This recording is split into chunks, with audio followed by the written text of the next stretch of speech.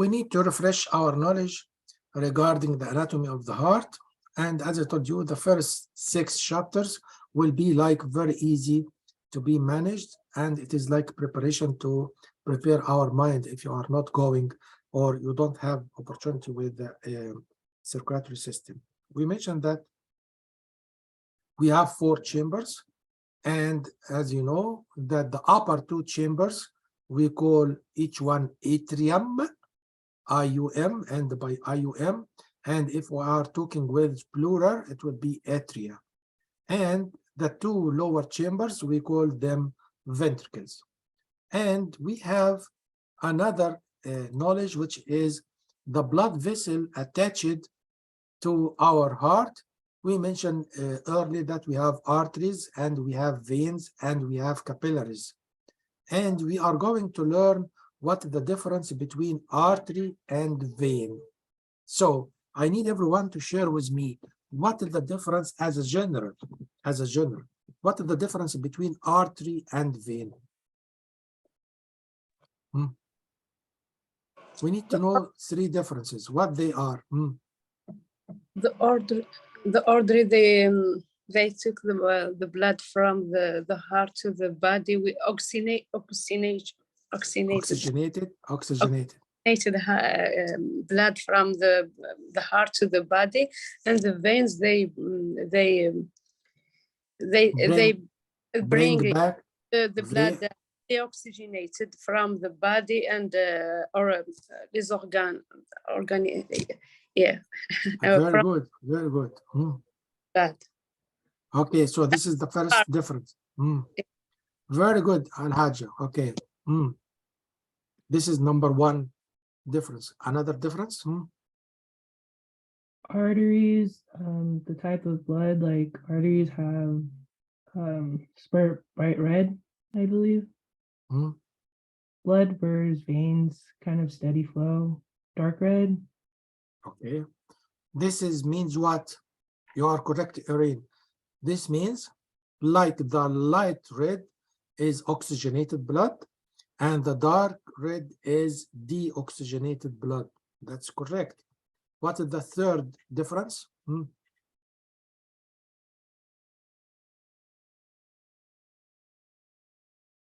Which is thicker? Thicker wall, which one? Artery? The arteries. Yes, very good. Good mark. So arteries are more thicker in wall than vein. Very good. What else? The last one. Which one is superficial to the surface of the body? Veins. Very good. Veins. And the artery are mostly deep in the body. So again, if you remember, I told you in the beginning, we have to remember this number, which is 4. So we have the artery normally carry blood out of the heart, vein carry blood into the heart. Artery carry oxygenated blood, but vein carry deoxygenated blood. And we have this exception, which we mentioned in the beginning of our lecture today, which is the pulmonary vein and artery. The third is the artery wall is much thicker than the vein wall. And lastly, we mentioned that the artery are the vein are superficial to the surface of the body rather than the arteries. Very good.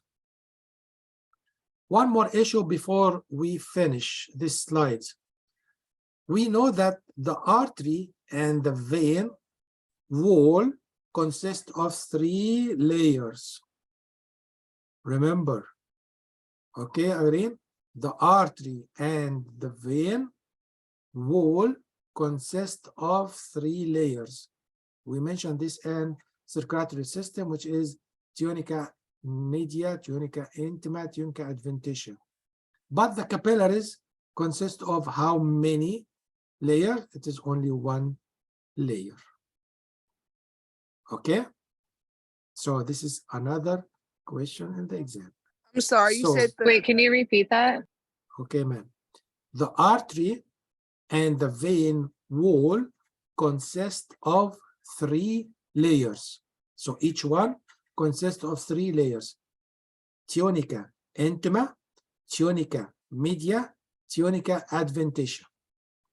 But the capillaries are very thin wall made of one single layer. Is it clear? Then How do we spell that? The intrica and media. you don't have it in. Okay, let me type it for you. But I think you have all of this information in cardio. There's a diagram of it on page 8 of the book, if Okay, you have the 5th edition. Thank you. Okay, I am typing. This is tunica. Tunica means layer. Tunica from inside to the outside. Tunica intima. Then we have tunica media. This is the middle layer. Then we have tunica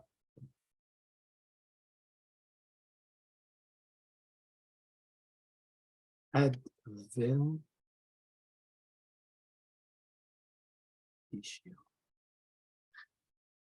You got it, ma'am? Thank you. All right. So this is what we need to know and refresh your knowledge about this subject, okay? Then we are going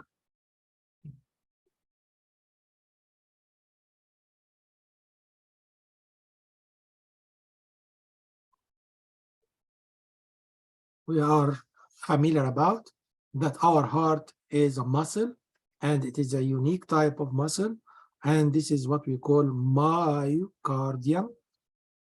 MY stands for muscle, and cardi or card means heart.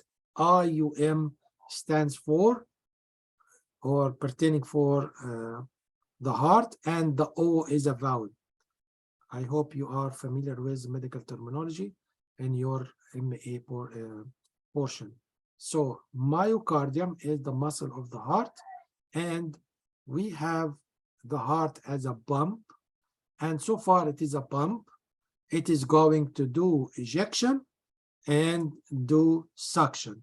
Like if you go to the farm and you find that this farmer has a pump, and this pump inside his land, this pump is going to suck this water from under the earth and push it into the canal. So this is what we call double or two-sided pump, suction and ejection. And as I told you, the upper two chambers, we call them atrium, and the lower, we call them ventricle. And we have to note that the ventricle wall is thicker than the atrial wall. This is very important. Why? Because it is going to push the blood for long distance against resistance. So let us look here to this wonderful diagram. And as you remember that you mentioned that the heart is located in or on top of the diaphragm. The heart is located on top of diaphragm, and the heart, by the way, if I ask you, this is the heart, what do you think the heart looks like? It is oval shape, circular or rounded, or it is like polygonal, or what? What do you think the heart of the heart looks like? What is the shape of the heart? Diamond shaped because it's bigger at the top and it kind of goes smaller at the bottom. Okay, you consider this is diamond shape, but you have to consider that this is the shape of the heart, and are going to talk about this. And of course, this is to correct your information, which we mentioned before. Look, guys, if I have, okay, let us make it green. Okay, look, You see the green line? Yes. You see what I'm drawing? Triangle. Very good. All right. So in the exam, they ask you about the heart shape. It is triangle in shape. And according to this triangle, Victorina, we have the following. What's the following? Number one, we have to notice the following. What is that? We have the following. This is the apex. You see the blue arrow? This is the apex, and this is the base. You see my arrows? So the apex is down and the base is up. This is very important when we are going to practice for EKG. We have to be familiar and put this in our mind that the apex of the heart is down and the base is up, as you see here. Okay. Any question before leaving this slide? Wait, so the apex is of the heart is up? No, And- the apex here. No, Oh. no. This is the apex. Oh, okay. Apex of the heart is down and Down, and this is the base. okay. You see, this is the base. You imagine?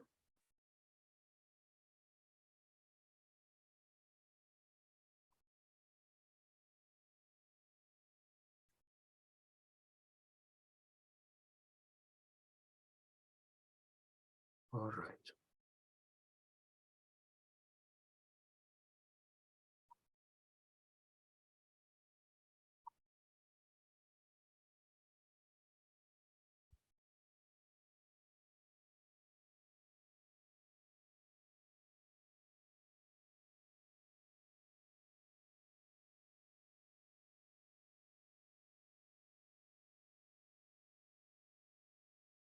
Another question which is talking about what is between the two lungs. Like if you go back here to the slides.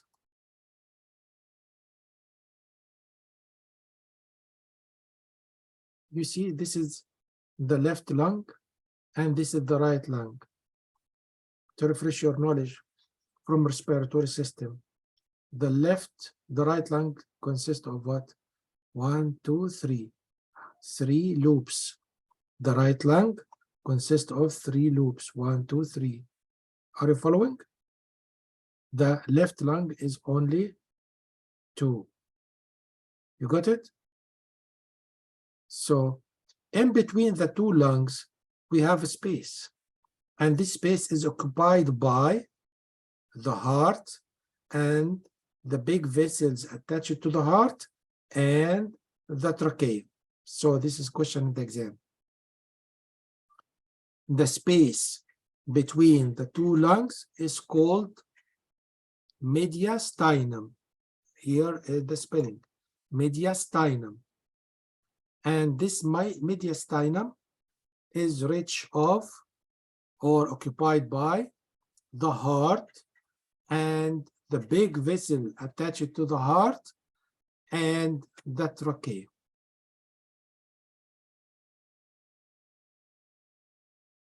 And like we mentioned, the apex lies just above the diaphragm, and 2/3 of the heart size is on the left side if we have a normal patient. If we have variant patient, which is dextrocardia, as I told you, and the size of the owner closed fist is the size of the patient. And here we have the diaphragm related to the ribs. So what we need to know for the ribs, this is very important. Tomorrow during our lab, we are going to feel our ribs. And from this sensation of feeling the ribs, we can localize or we can map where is our heart, and this would be very interesting subject. Okay. As you see here, this is the diaphragm, and all of this we had already during the circulatory system.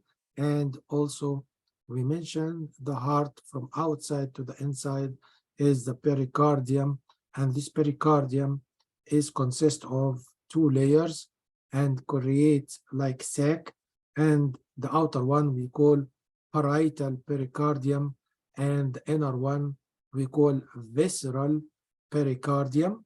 And this pericardial sac should contain no content, but in case like there is pus, there is effusion, there is edema, there is blood within this pericardial sac, it is like doing what we call cardiac tamponade. So please take notes about cardiac tamponade. It is question in the certification exam. Cardiac tamponade means what? Accumulation of fluid within the pericardial sac. What this situation needs? It needs emergency. Why? Because this fluid around the heart will prevent the heart from doing its job. Be careful about what I am telling you as an important topics in the exam. So take care of cardiac tamponade. Then we have epicardium, and from this epicardium we have the innermost layer, which is the thickness of the heart is the myocardium, and the innermost layer is called endocardium, and this endocardium has a very close relation to the heart valves. After that, we mentioned that we have 4 valves, and you know from your circulatory system that we have 2 valves between the atrium and the ventricle. We call atrioventricular valves. Okay, then we have another valves between the right ventricle and the pulmonary, we call semilunar, and another one between the left ventricle and the aorta, it is also semilunar valves. You have to know about all of these valves, their names, their location. So if we go by order, what we mean by order, Corinne? Order of circulation, because the circulation inside our heart has an order. It is going in one-way direction. What is the one-way direction, Zara? It is from right atrium to right ventricle to lungs, back to the left atrium, then left ventricle. This is the order. If you save it as such, the circulation will never let you, Corinne, get confused. Between the right atrium and right ventricle, we have the first valve we call tricuspid valve. Tri means 3. Tri means 3. So this valve has 3 doors or 3 leaves. Tricuspid. And we have another valve between the left atrium and left ventricle. It is called bicuspid or mitral. Very common. People, they have problem with the mitral valve. Then the semilunar valves between the right ventricle and the pulmonary. It has the same name, pulmonic valve. And the one between the left ventricle and the left and the aorta, we call it is aortic valve. And we mentioned that the heart has a job to do, suction and ejection. When ejection happens, when the heart or ventricle contracts. Contraction of the ventricle is called systole. So when the ventricle contracts, or if I say another word, when ventricle systole, this will push the blood through the big veins, the big arteries. And when we have the relaxation is called diastole or diastole, and this gives chance for suction and filling of ventricle. And like we mentioned that the blood vessel attached to the heart or the circulatory system are artery, veins, capillaries. And we mentioned that the artery and the vein, as you see in this slide, composed of 3 layers. And the only difference between is the media in the artery is much thicker to accommodate for the pressure inside the artery due to long distance against resistance. The capillaries, as you see in the left part, this one capillary, you see it is made only of 1 layer. This is why capillaries are very thin walled.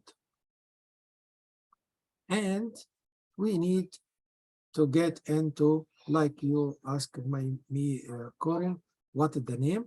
So this is tunica intima, innermost layer, tunica media, the middle layer, and tunica adventitia is the outermost layer. And it repeats the slide again. And after that, we have the coronaries, and this coronaries, which is going to provide the heart itself by blood and oxygen. And these coronaries make a lot of trouble if they are narrow or blocked. You learn from previous knowledge about angina pectoris and ischemic heart disease and myocardial infarction. So after that, the coronary arteries are going to be divided into right and left, and each one will go to divide into 2 branches. This is why I told you, remember that coronaries are 4 in number. And after that, the book going to describe what are the capillaries, what are the veins, and how the circulation is inside our body. We have systemic circulation, which is from the heart to all body organs, systemic. And we have another circulation, which is between the heart and the lung, we call cardiopulmonary circulation. Cardiopulmonary circulation.